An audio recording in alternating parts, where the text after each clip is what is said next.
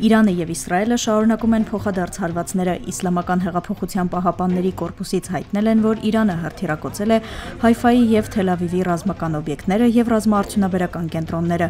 Իսրայելի արտաքին գործերի նախարարությունն Իրանին մեղադրել է կասետային ռումբերով հրթիռ կիրառելու համար։ Իրանի տարբեր շրջաններում աշխատում է հակաօդային պաշտպանությունը։ Լրատվամիջոցները գրում են, որ Թեհրանում ուժգին պայթյուն է որոտացել։ Իրանի արտգործնախարար Աբբաս Արաղչին էլ հայտարարել է, որ այս արյունահեղությունը սկսել է Իսրայելը, ոչ թե Իրանը։ Եվրոպական մի շարք երկրների արտգործնախարարներ հանդիպել են իրանցի պաշտոնակից Աբբաս Արաղչիի հետ։ Այսպիսով պաշտոնյաները փորձում են հարթակ ստեղծել դիվանագիտական ճանապարհով միջուկային ծրագրի շուրջ ստեղծված խնդիրները լուծելու համար։ Շաբաթվա սկզբին Մեծ Բրիտանիայի, Ֆրանսիայի եւ Գերմանիայի արտգործնախարարները, ինչպես նաեւ Եվրամիության արտաքին քաղաքականության ղեկավար Կայա Կալասը հեռախոսազրույց էին ունեցել Իրանի արտաքին գործերի նախարարի հետ։ Բանակցությունները տեղի են ունենում Ժնևում, որտեղ 2013 թվականին Իրանի եւ համաշխարհային տերությունների միջև նախնական համաձայնագիր էր կնքվել վերացնելու պատժամիջոցները միջուկային ծրագիրը սահմանափակելու դիմաց։ Իրանի դեմ Իսրայելի ձեռնարկած գործողության նպատակը այդ երկրի կառավարության տապալումը չէ։ Իսրայելական պետական հեռուստառադիոընկերությանը տված հարցազրույցում հայտարարել է Իսրայելի վարչապետ Բենյամին Նեթանյահուն։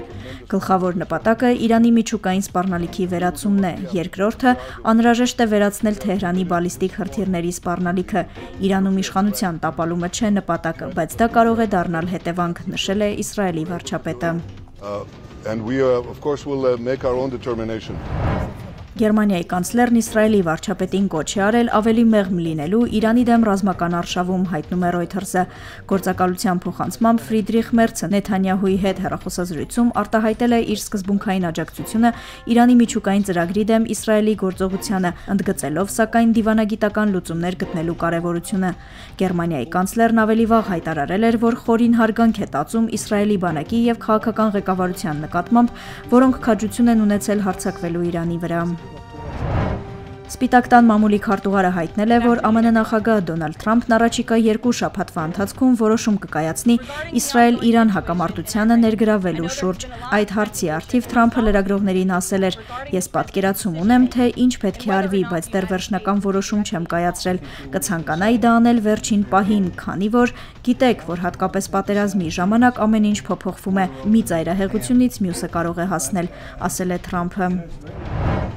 ՄԱԿ-ում Իրանի Իսլամական Հանրապետության առաքելությունը հերքել է, որ Թեհրանը հարվածել է իսրայելական հիվանդանոցին, հայտնում է Մեհր գործակալությունը։ Իրանն ամբողջությամբ հերքում է սիոնիստների կեղծ պնդումը հիվանդանոցի թիրախավորման մասին, ասվում է հայտարարության մեջ։ Իրանի ինքնապաշտպանական միջոցառումները ճշգրիտ են եւ լիովին համահունչ միջազգային իրավունքին։ Դրանք ուղղված են միայն այն օբյեկտներին, որոնք ուղղակիորեն մասնակցել կամ աջակցել են սիոնիստական ռեժիմի ապօրինի ագրեսիային, նշվում է ՄԱԿ-ում Իրանի Իսլամական Հանրապետության առաքելության հայտարարության մեջ։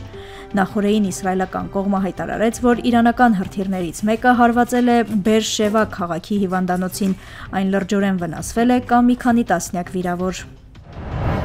Ռուսական բանակը շահեդ տեսակի հրթիռով հարվածել է Ուկրաինային։ Օդեսայում հրդեհներ են բռնկվել, 1 մարդ զոհվել է, 14-ը վիրավորվել։ Խարկովում տուժածների մեջ երեխաներ կան, հայտնում են տեղական իշխանությունները։ Օդեսայի քաղաքապետ Գենադի Տրուխանովը ավերածությունների լուսանկարներ է հրապարակել, նշելով, որ քաղաքի կենտրոնում մի քանի բնակելի եւ բարձրագույն ուսումնական հաստատության շենք է վնասվել։